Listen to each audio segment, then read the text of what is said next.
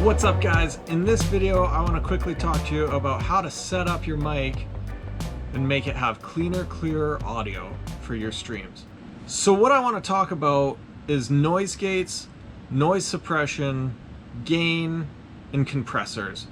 We're going to quickly run through what they are, what they do, and how to set it up properly in OBS Studio. We're going to start with noise suppressors. So what a noise suppressor is it's a device that's going to cut out all the background noise in your stream. You can't have a house party and stream and not hear what's going on. But for me, I work in an unfinished basement. I've got furnace noise, air conditioners, cats. I have a little space heater by my feet, and outside noise that we can cut out. All right, what we're gonna do is we're gonna open up the options. We're gonna open our filters. I'm gonna keep the mic level visible. We go over to the plus sign. We're gonna add a noise suppression. Noise suppression is good with me. I have mine set to minus 41 decibels. So here is my room without me speaking, without noise suppression on. And here's noise suppression on.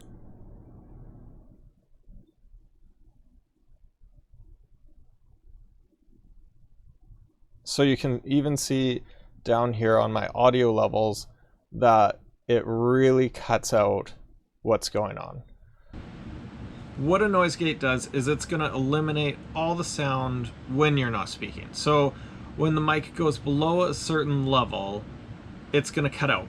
It automatically cuts the mic out. When the mic goes above a certain level, it's going to cut back in.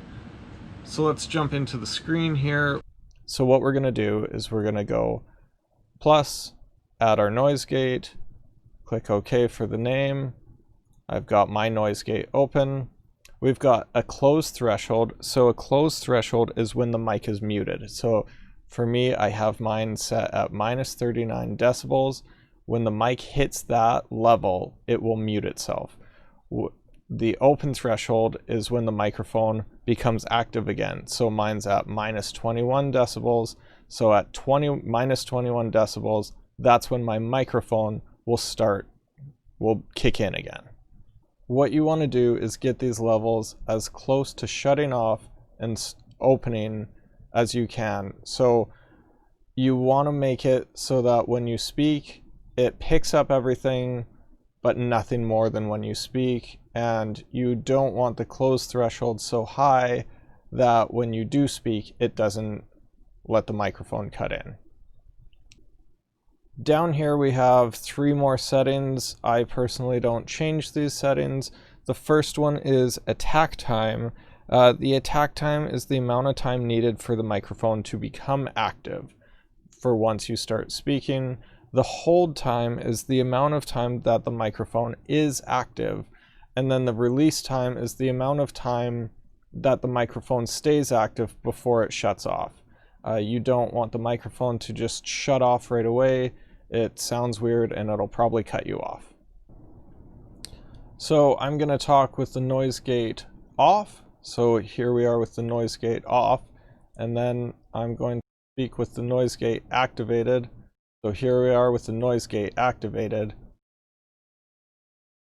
You'll see once I stop speaking, it cuts out the audio right away, opposed to when it's not on, there's still some background noise. Now we do have the noise suppression on, so that'll help a little bit, but with the noise gate and the noise suppression on, it's really going to cut out a lot of that background noise that you don't want feeding through onto your stream. All right, so next we're going to jump into a compressor. So what a compressor does is if you have loud noises, it's going to compress that audio level down to a reasonable audio level so you don't blow someone's eardrums out when you win your Fortnite game, or if you're playing a scary game and the jump scare happens. Personally, I don't use this because I'm not that, I don't scream when I get scared, and I don't scream when I win games. But if you're a loud person or think you're going to be loud, it's a really good thing to have set up. Plus, compressor. The settings we have are ratio.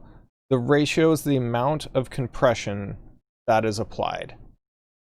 The threshold is the rate that the compression kicks in. The attack is how quickly the compressor will kick in. Release is how long you want the compressed volume to stay before it returns to normal. And the output gain is just a gain for your compressed level. We're going to go through gain next, so I wouldn't touch this. Now, unfortunately with this, there's no secret numbers that work with everyone.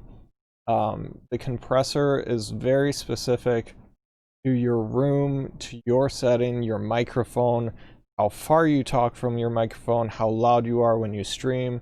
So you're really just going to have to find the best settings that work for this. I don't typically use a compressor, so I'm going to leave the compressor off. So again, click on the plus, gain, okay. So what gain allows your microphone to do is it allows it to increase the volume level or decrease the volume level. I am good with what OBS provides. My microphone works in this range, so I don't typically use gain, so again, I keep it off.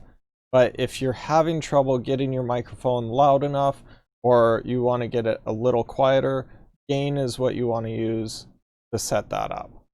That's it for quick audio sound to help make your stream sound a little bit cleaner, clearer, and better.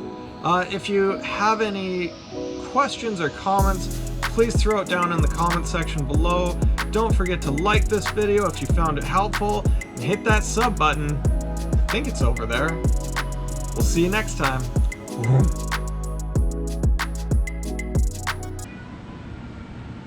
Wow. My goodness. I'm trying to do something. I'm trying to do something here.